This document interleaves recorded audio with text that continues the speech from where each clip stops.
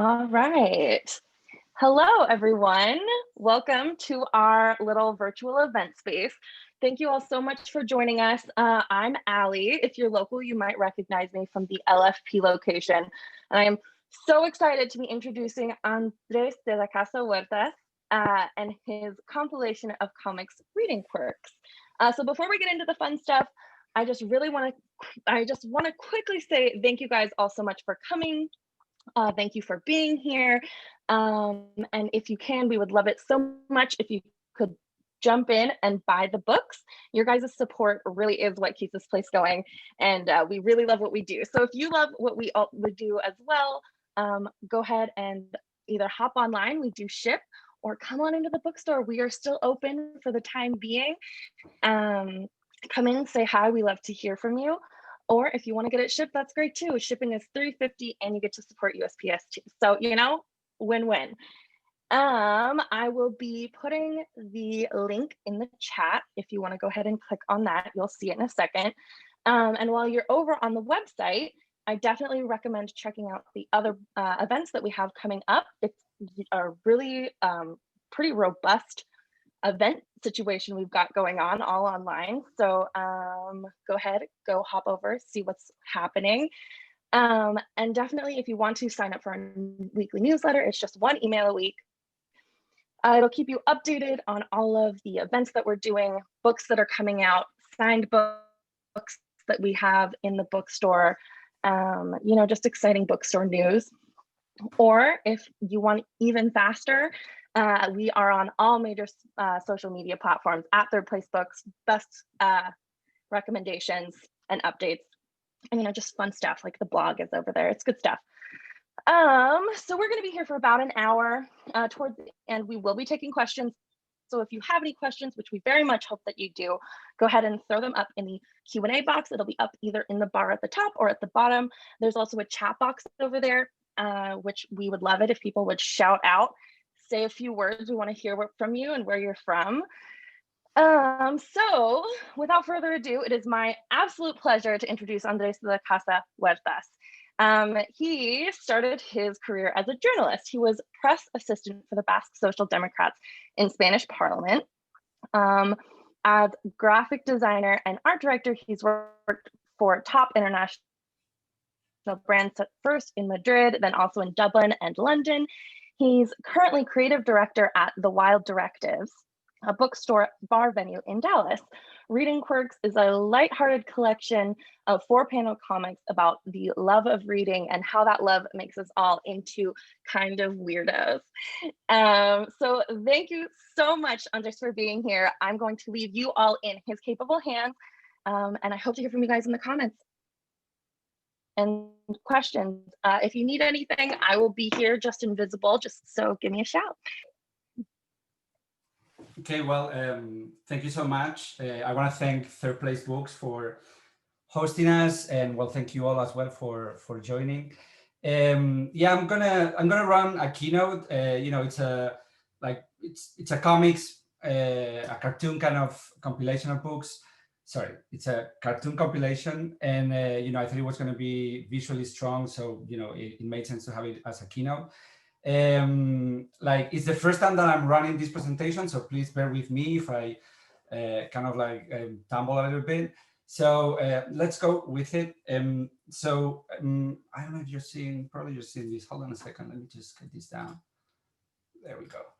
So this is our book, Reading Quirks, and we wanted to create a series of cartoons that explore all those weird things that readers do. We wanted to foster a love for books and talk about the reading lifestyle.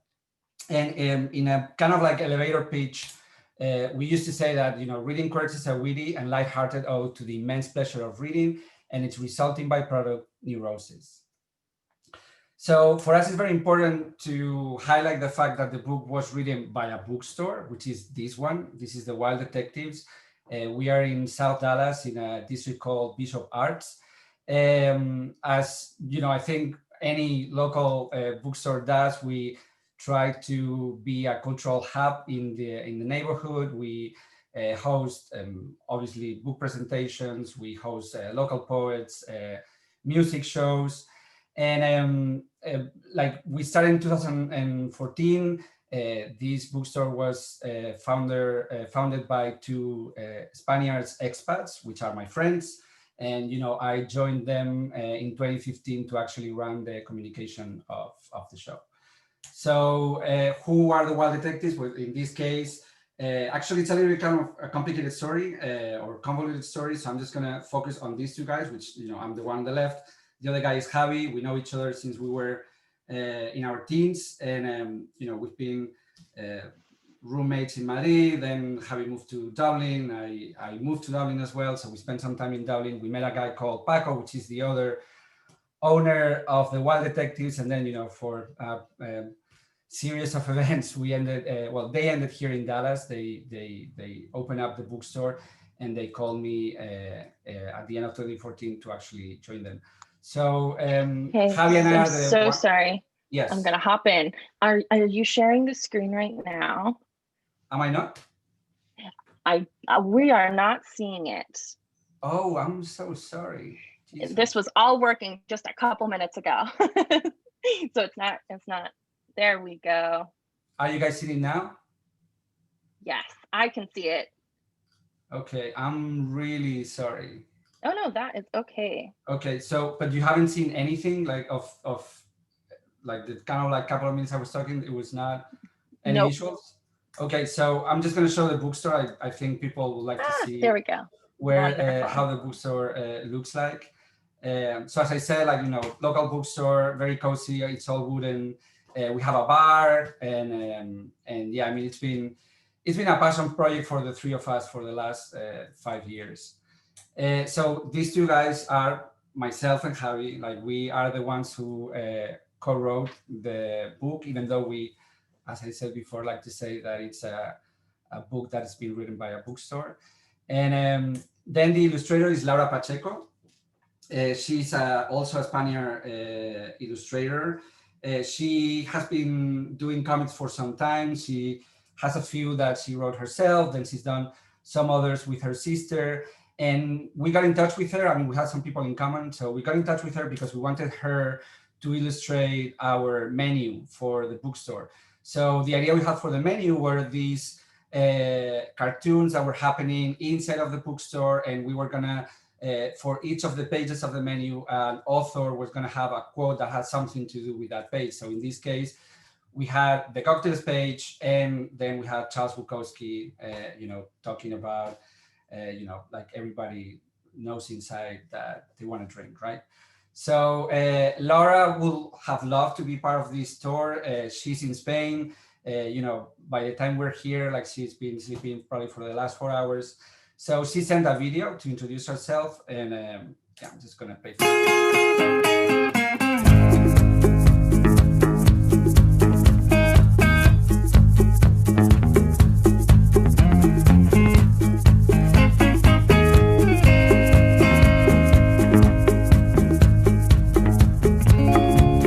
Hola, soy Laura Pacheco y soy la ilustradora de Bibliomanías.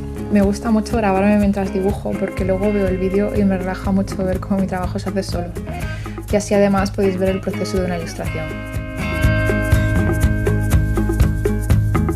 Bibliomanías comenzó en 2016. Andrés me propuso ilustrar una serie de tiras cómicas para las redes sociales de The Wild Detectives. Yo ya había trabajado anteriormente con ellos ilustrando el menú de la librería Bar y me lo había pasado muy bien haciéndolo, así que dije que sí.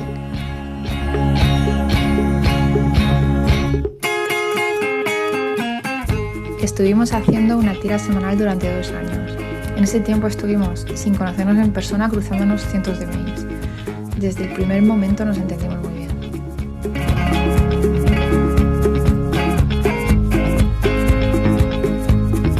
Hasta ese momento yo solo había trabajado o guionizando mis propias tiras o ilustrando guiones de mi hermana, que es como si compartiera cerebro con ella. Por eso al principio se me hizo más complicado trabajar con otro guionista, pero con el tiempo ha resultado ser muy enriquecedor.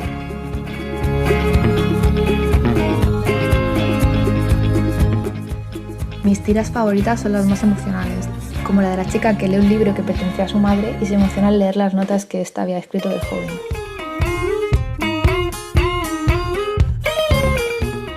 Desde el principio nos planteamos recopilar todas las tiras en un libro, así que terminamos la serie cuando ya teníamos suficiente material.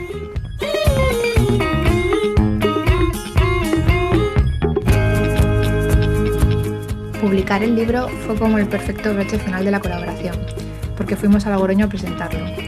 En las tiras la mayoría de los personajes son ficticios, pero también aparecen algunas personas de verdad que son amigos de Andrés y de los dueños de White Detectives. Yo no los conocía en persona y tuve que dibujarlos a partir de fotos.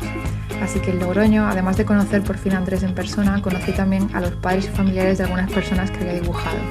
Y fue una situación muy extraña, pero muy emocionante también.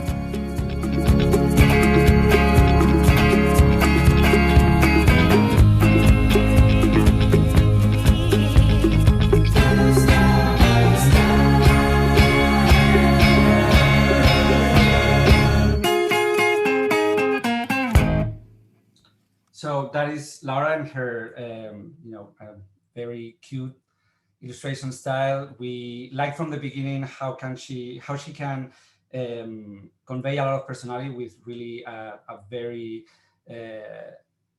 low number of strokes, and that is something that I think it shows on the book. So we wrote the scripts here in Dallas, and I was sending her the scripts to her, and she was drawing the book in Almeria, and that's how we did the whole collaboration. And I also wanted to show other town that I think it's been important in the project. This is Logroño, it's my hometown. We published the book in Spain first, and we published it as the Wild Detectives, but it was the first publishing adventure that we were gonna jump into. So we decided to co-publish it with a publisher company in Logroño called Pepitas. And then when we published it here in the States, we actually brought Pepitas here, and we kept the collaboration going. So as a quick timeline with how the process went. So the inception of the idea happened in the spring of 2016. We started publishing in September 2016, and we were posting a cartoon per week. The idea from the beginning was publishing 72. Little I knew then what I was actually getting myself into. We finished the social campaign by January 2018. And then we decided to actually publish those cartoons as a hard copy. So we spent the most part of 2018 working on that edition, and I wasn't very happy with all of the cartoons that we had posted, so we decided to take some out and do some new ones. So we did 14 new cartoons, and then we published the book in January 18, 2019, which was actually my birthday. And then here in the States in December 17 of 2019 as well. The fun fact here is like we aim for both books to be published before Christmas, and we failed miserably both times. So in Spain we even published it after Christmas, and then here in the States no Christmas campaign whatsoever. We just arrived to the party very, very late. This image here, I just wanted to show how thread mills can inspire ideas, like this one, for example. And in this case, reading Quirks was born as an idea as I was doing my workouts on a thread mill. I was actually listening to a podcast from Book Riot called Reading Lives. This podcast used to interview people who had something to do with books, and it was not just authors. They were also interviewing librarians, editors, publishers. And what I did like about the podcast, and what actually sparked the idea for Reading Quirks, was the fact all these interviews were about their reading lives, how they behaved and what were their behaviors around books. And what caught my attention was the fact that all of them have these peculiarities about books, the way some of them were, for example, approaching buying books for presents, or how frustrating they were about lending a book and not having it returned. So there were kind of like these things that I felt connected to, and I felt that you know, all of us, all who love to read, have these kind of perky things about how we approach them. So we started posting those stories. This was born as a social media campaign. And what we were aiming to do was to give a sense of belonging to readers, right? To find stories that they could relate to as readers and see themselves in them. Like in the conversation that have been going around the book, one thing we were realizing is that, you know, it's very easy to find teen movies, teen music, but for some reason, and maybe it has to do with the fact that reading is a very solitary act, you know, there is not so many things to identify oneself as a reader with. So that was our main mission, I guess, from the beginning. And I'm now going to go through the creative process behind one particular comic strip. And then after that, I will be showing a few of them so you guys get a sense of what our cartoons were about. So in this case, I took this photograph one day that I was in the shop. It was like a podcast was being recorded, and it was, I don't remember the name of the journalist, but she was interviewing Sarah Epola, which is a local author. And she had, like, the journalist had this book, and it was looking like this. And I fell, I fell in love with this. Like, I love how this book seems to go through hell and back, right? Like how the person who's read it, you know, has basically devoured it. And this particular book is Blackout by Sarah Epola. It's, you know, super highly recommended book. And from there, you know, what I usually used to do was just sitting down. Sometimes I draw the frame. Sometimes I just, you know, occurred to me as I was thinking. But it was always this dilemma, like, okay, how do I tell the story? In this case, you know, I wanted to tell the story of how a book gets like this, right? So what I used to do is just, you know, trying to think what were going to be the images in the frames. And then I wrote a script that I was sending to Laura. So I was just basically on the email writing like F1 for frame 1, frame 2, frame 3, frame 4, with some description, some monologue, some dialogue, and then the punchline. Maybe because my trade is in graphic design and advertising, it was not that difficult to me to come up with the storytelling part. But the punchline, I always kind of like, that was always like, once the story was done, it was okay, now the punchline. And it was always kind of like a difficult thing for me to come up with. So I was sending that email, then Laura was coming back with, you know, some sketches. And in this case, I had a very clear idea that I wanted to have the last frame focus on the book, and the book looking like, you know, in tatters and, you know, very much used. So she sent me kind of like different options for that third frame, trying to, you know, put the focus more on the book. I actually particularly like this one. I really like what she did with the emoji. And I remember telling her, like, you know, let's just kind of like make it about the book. And I was also not very sure about the hashtag at the end, because it felt a little bit like lazy, like not coming up with a proper punchline. So when we came with this line, like I really read the hell out of this one, didn't I? That's what ended being the punchline in this case. And then, you know, I remember saying, like, let's not have anything on the last frame, and let's just have, you know, the book. And we were showing books front and center. It was always kind of like very satisfying to me to try to recommend a book that I liked. So in this case, is The Marriage Plot by Jeffrey Eugenides, which, you know, super recommendable read. And then the last thing I wanted to show in this process was that this was the cartoon that we published on our social media. But as I mentioned before, once we finished that process and we started to work on the book, we actually went back and kind of like tweak a few things from the things that we posted. And in this case, sorry. And in this case, it was actually Javi who came up with this punchline at the end, which I think is brilliant. And it tells you, how while you submerge yourself into the story that the book is telling you, the book is in a way hijacked by you, and is forced to live your life and just go with you everywhere. And at the end, probably be exhausted by doing that. Okay, so when we started to work on these cartoons, I didn't have a very clear idea of continuity. So, it was basically, especially at the beginning, just coming up with an idea week by week, and, kind of like same way as comic strips work in newspapers.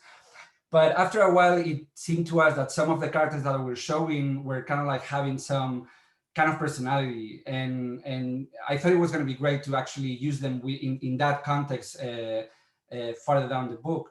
So in this case is what Laura and I used to call El Novio Agonías, which is kind of like the neurotic boyfriend. And there is always this couple in which he's reading, or both of them are reading, and he's kind of like a little bit crazy about certain things. And in this case, in the one on the left, as you can see, the girlfriend tends to ear dog the books very deeply, and he's just appalled by the fact that she's getting into the text area. And in the second one is when things like the book also has kind of like an evolution on the kind of stories it tells. At the beginning, it's very much focused on the quirks themselves, but as we move forward, it kind of like gets, I mean, not philosophical, maybe that's too much, but it had kind of like a little bit more depth, if you will, which is almost none, but some. So in this case, like he's reading and he found something he want to highlight, and he's asking for a pencil, but she has a pen, and he's like, well, I mean, it's just gonna stay in the book. It's just so definitive. And then she turns back and she asks him, like, have you ever deleted any pencil marks? So, those were kind of like situations that were coming up to us, and we felt that, when you separate them a little bit and kind of like give them their own space, they were actually very, I mean, I don't know if the word is funny, but definitely like something easy to relate to. And this is another character that, again, like the one on the left, it's a quirk that is, more straightforward. It's just like, when you finish a book and you feel that, I don't know if there's a feeling of achievement, but there is this kind of like, you close the book with some strength. On the second one, on the second story, it's a little bit similar. Like she also finishes a book, but then there is this thing which actually I found a term for it in English. I don't think there's a term for it in Spanish, which is like book hangover, and it's that feeling that you have when you've gone through a number of pages and you've been very much invested in the story. There is that timing, like you finish, then there is a little bit of time before you can actually feel okay to jump into a new story. Like you want to cherish that story for some time, and you feel kind of like cheating, like, like, how am I gonna actually get involved with another book, with this one being so fresh still. So as I mentioned before, as we were moving forward with the stories, and this one in particular is a story that we published towards the end, things were getting a little bit more again, like I guess like we were feeling a little more comfortable with the stories. So in this case, it's New Year's Eve, and we have a friend calling another friend to ask her to join the party, and she's just at home. She's super comfy at home reading. And I love the last frame where she's saying, like, reading, seriously? This is full of cute guys. Some might even have a good conversation. And to which she replies, I doubt that anybody there could match the conversation I'm having right now.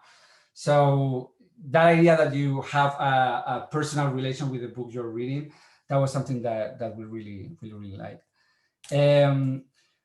Another theme that we tried to touch was inclusion in the comic book. And there is, and actually I did have a lot of fun trying to change the roles. Like when we were showing couples and we were showing situations, I was always wondering why, because I mean, in general, the first thing that came to mind was the more heteronormative approach, and I was always trying to challenge that, right?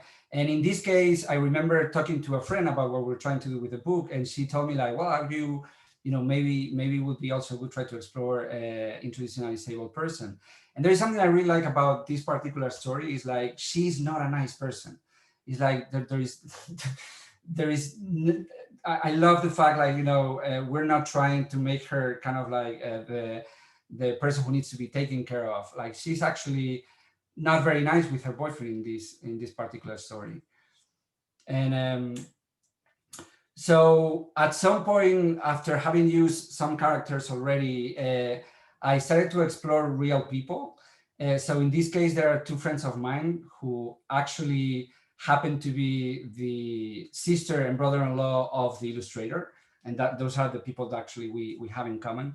And you know, the way I used to work with her, I used to send her pictures of those friends. Obviously, in this case, she didn't need them, but with other characters as well, I used to send these photographs to her, and she was coming with her interpretation of them. And something that I did love about Laura's style is exactly what I mentioned earlier. It's just like, how can she get, of course, the likeness, but also the personality of those characters in such a simple way, right? In kind of like a very minimum amount of strokes. Okay, this story was actually the first story that we posted, and it's based on a real story. I mean, on a story that happened to me and Javi. And the story is like, Javi actually took a book from, or I lent him a book one day, and that, I mean, to this day, I haven't even seen it yet. And you know, every time that I'm in his place, I'm kind of like checking his bookstores, his shelves, to see if he actually has the book somewhere, because he doesn't remember. So he's always saying, no, I never got that book. But I have the feeling that one day I'm going to find it in his shelves. This is another story based on a personal experience. And in this case, this girl comes back home and she's full of love for her mom.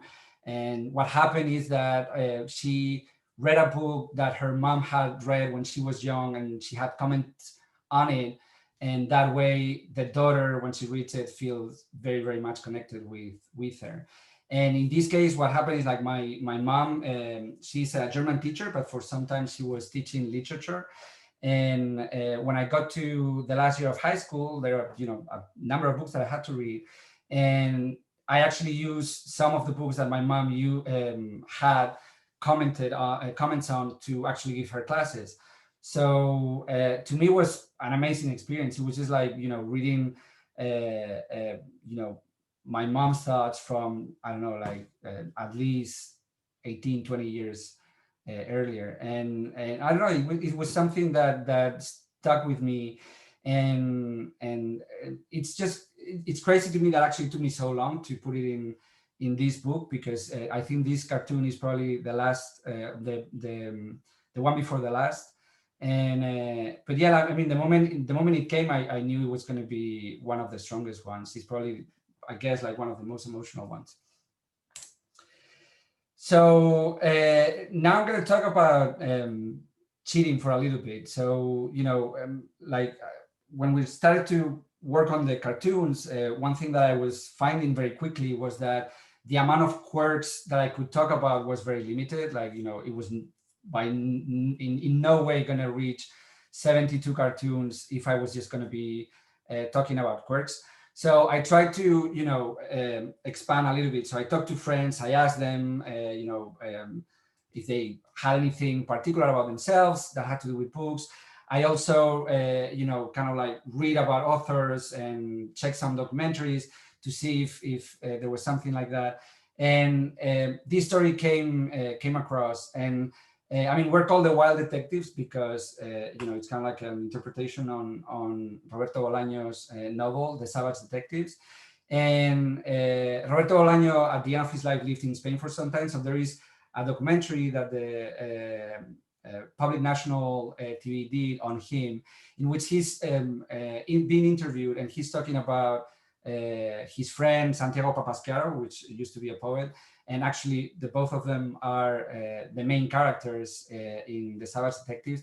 He tells this story in which like he talks about lending him books, and when Santiago were giving the books back, those books were all damped, and Roberto Bolaño was very curious about how could that be, how was it possible that all the books that Santiago was returning were all wet.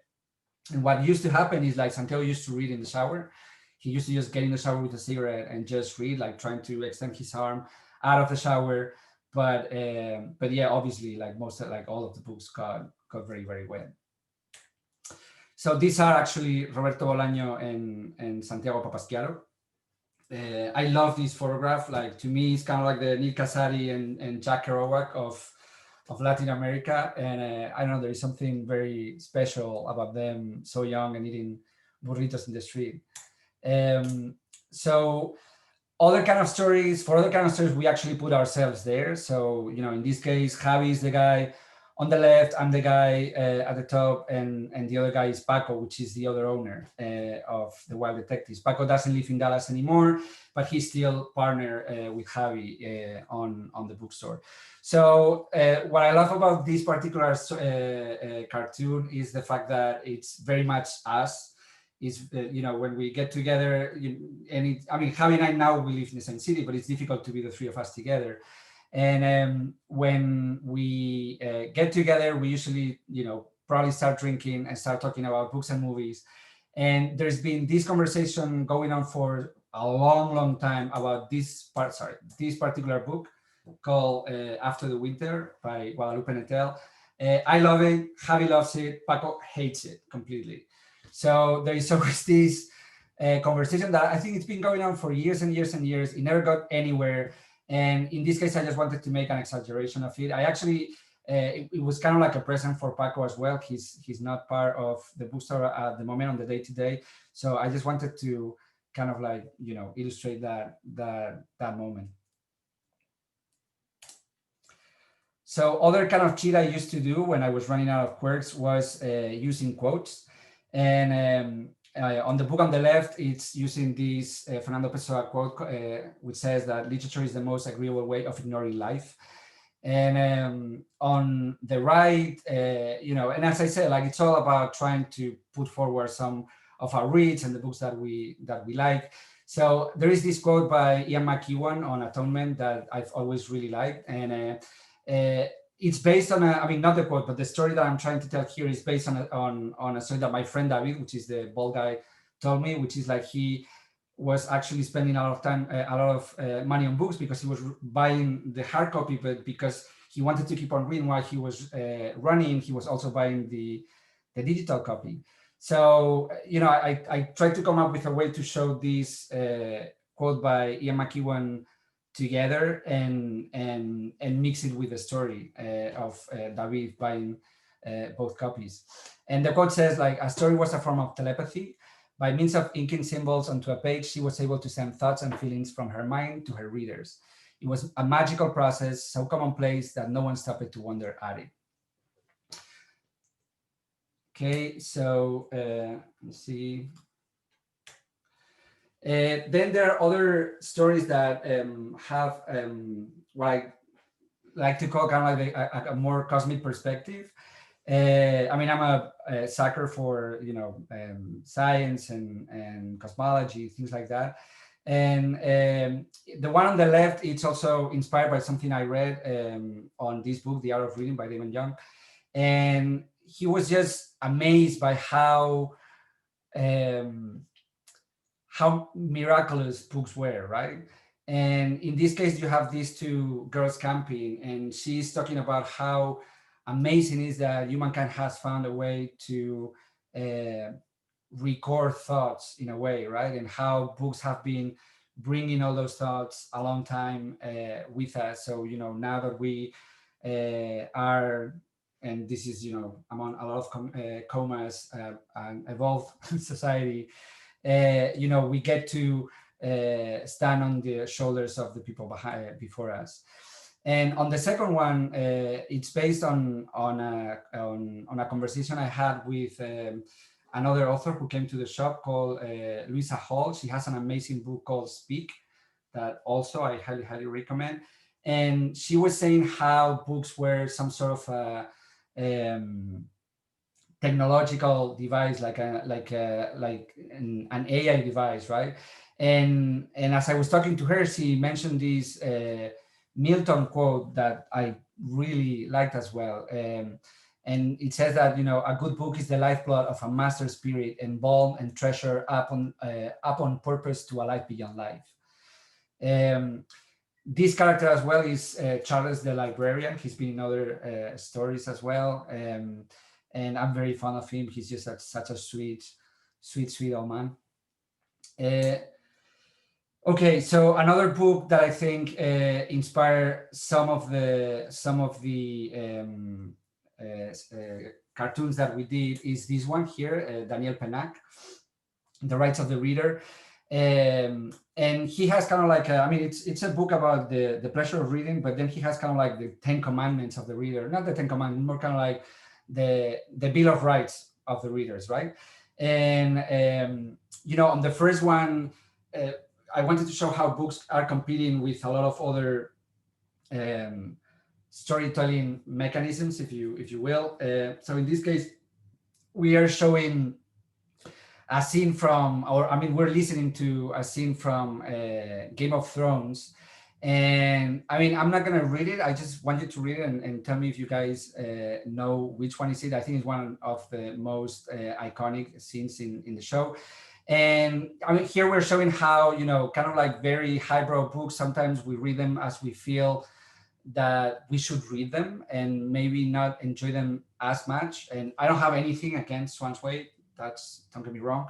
But, you know, sometimes when we approach books just feeling that we need to read them because that's the image we have of ourselves instead of what the book has to give to us, it's easier for us to actually let the book behind and not finish it. So, you know, life is too short for shoots. Just read whatever makes you happy. And then on the second cartoon on the right, again, as we were moving forward, we were kind of like trying to find new narrative resources, and we started to kind of like, you know, introduce animals sometimes, or make the books talk or have some sort of personality. And in this case, there is a conversation between books that are standing on the bedside table. And basically they are all very worried because some of them haven't been touched in a while.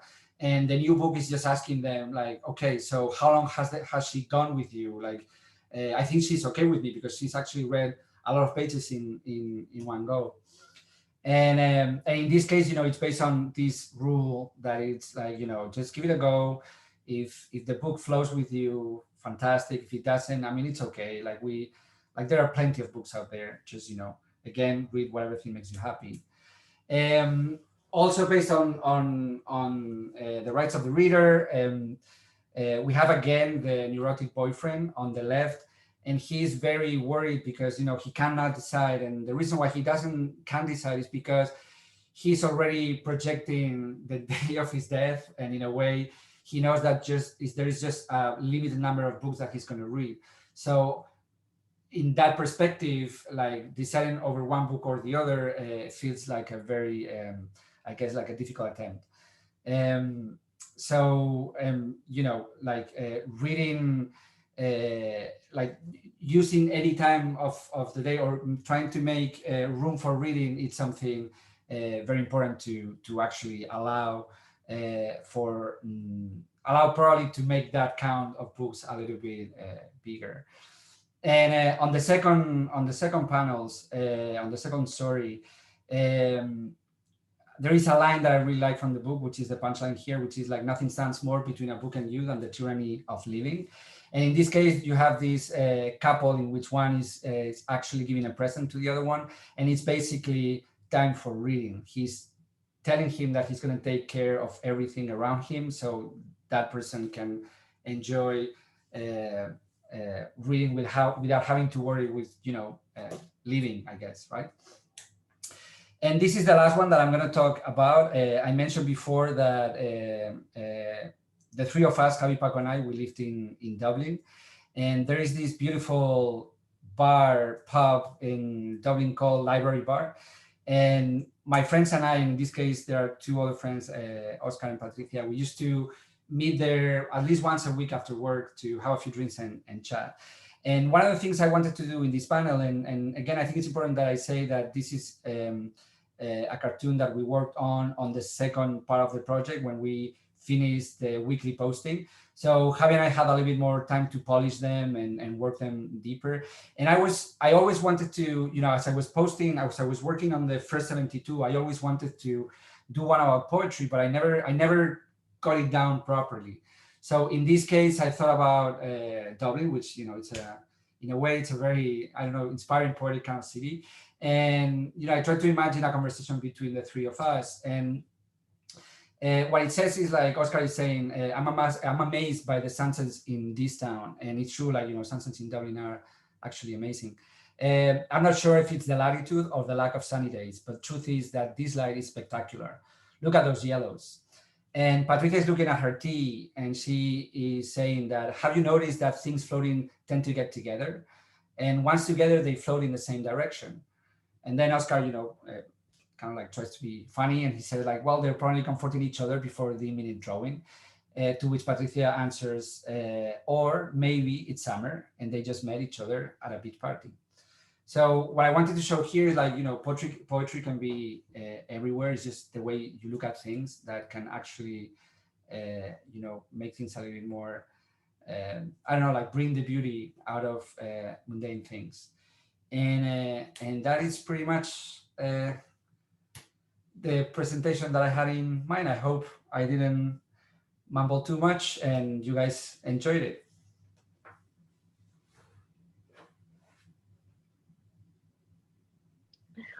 Wonderful. Thank you so much. I thought that was so great.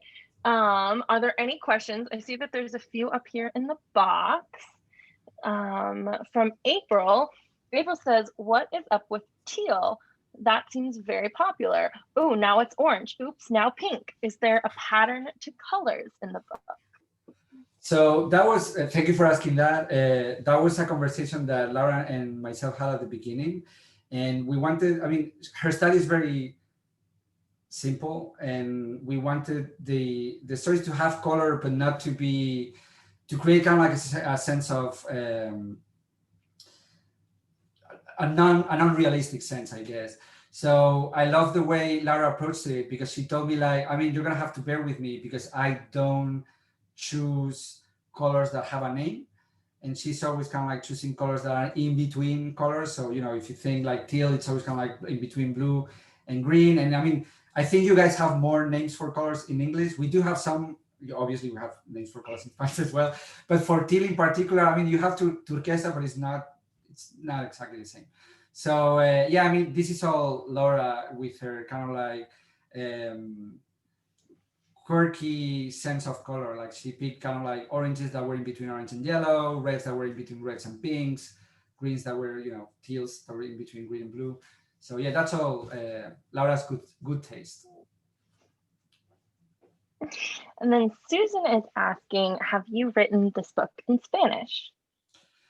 So we actually wrote it's been a long process. So the stories that we posted on the Wild Detective social media were written in English. And I was very aware that English is not my native tongue. So, I was always trying to get somebody to check them. And, I was very scared that I was gonna post something badly written. And then when we published it in Spanish, we actually got Carmen, which is Laura's sister and is the girl that I showed before. Carmen it's a writer and she actually translated our post into Spanish.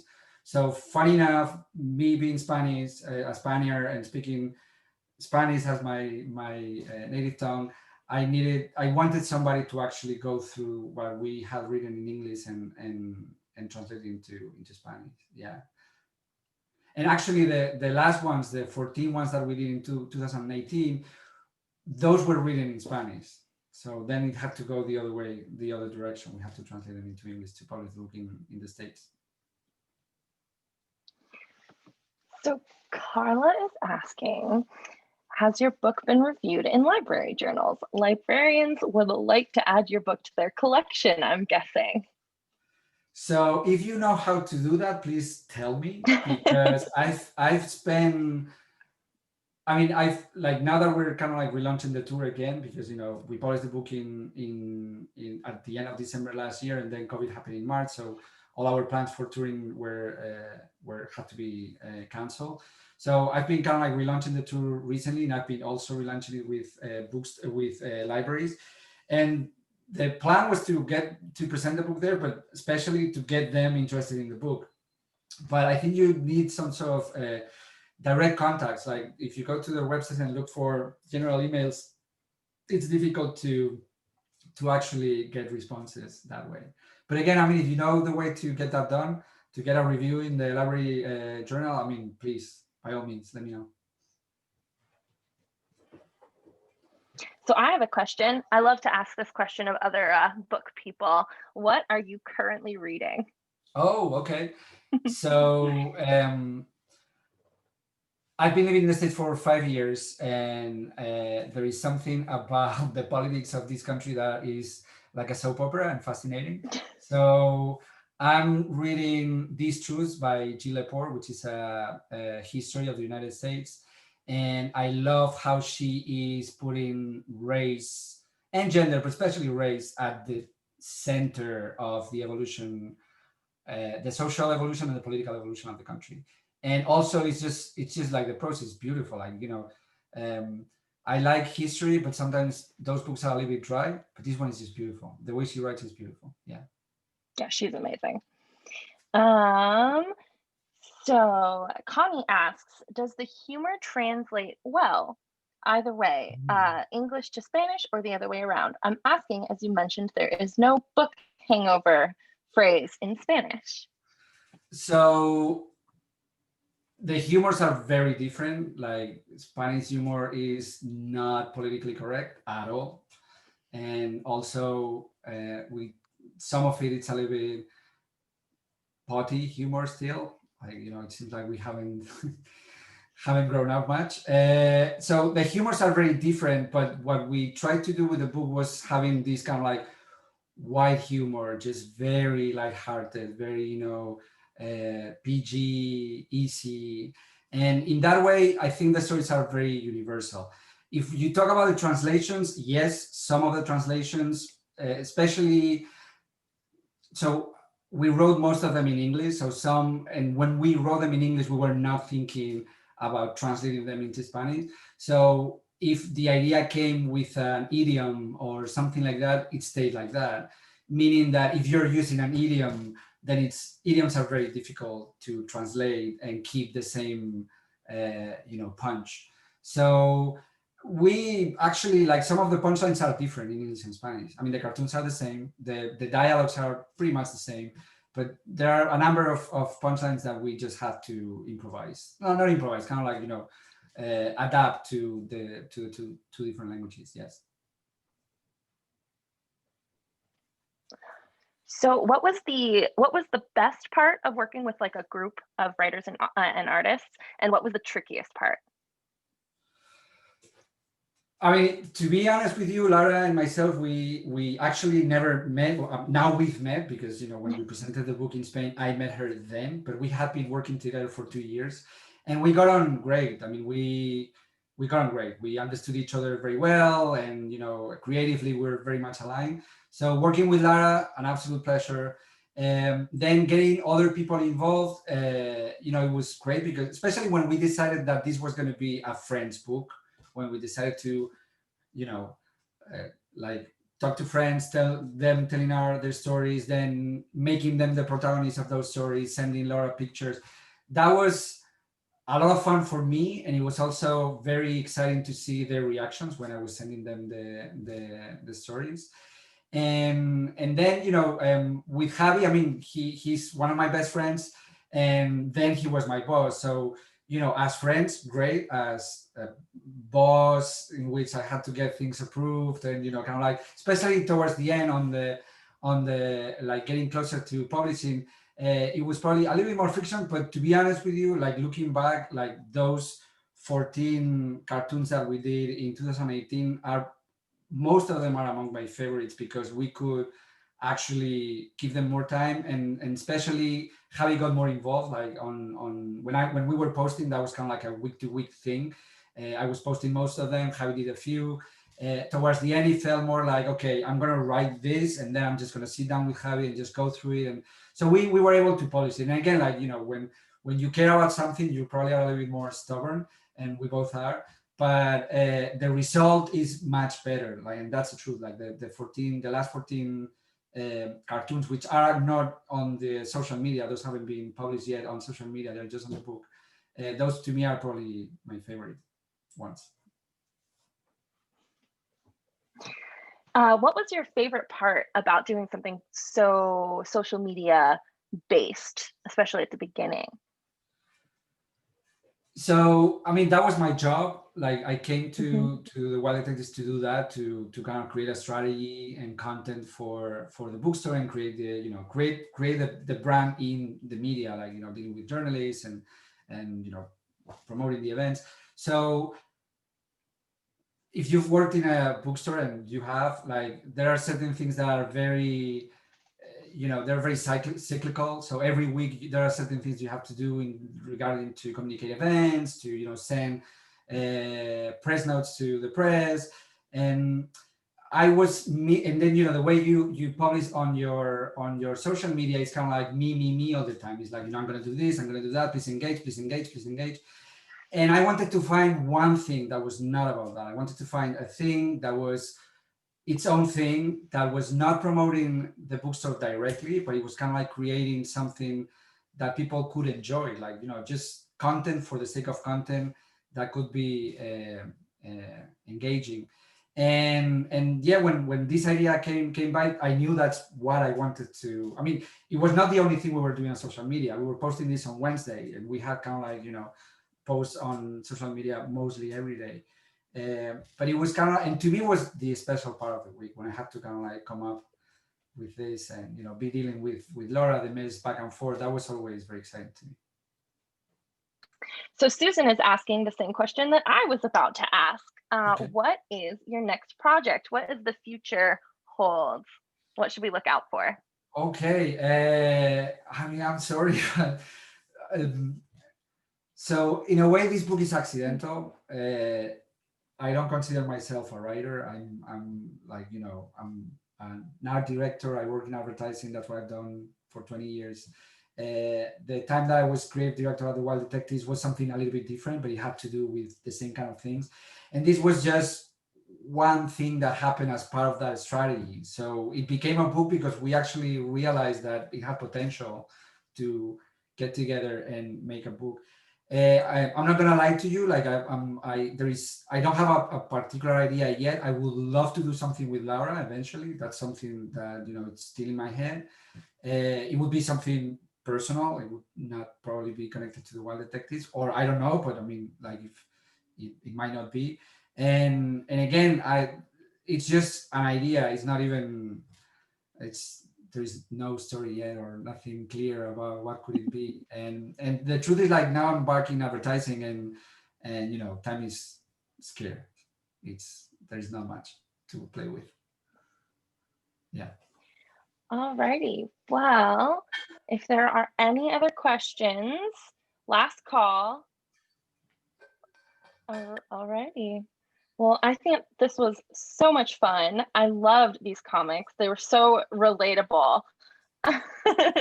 You know, as a book community, I think we can all sort of see a little bit of ourselves in these comics. So thank you so much for sharing. This was so great. Everyone else, don't forget to head over to the website, go ahead and buy the book. And I think we're good to go. Well, thank you so much for being here. Thank you so much, guys, for hosting this, and I hope everybody stays healthy, and, you know, have fantastic holidays, everyone. And yeah, thank you so much for joining. Alrighty, bye everyone.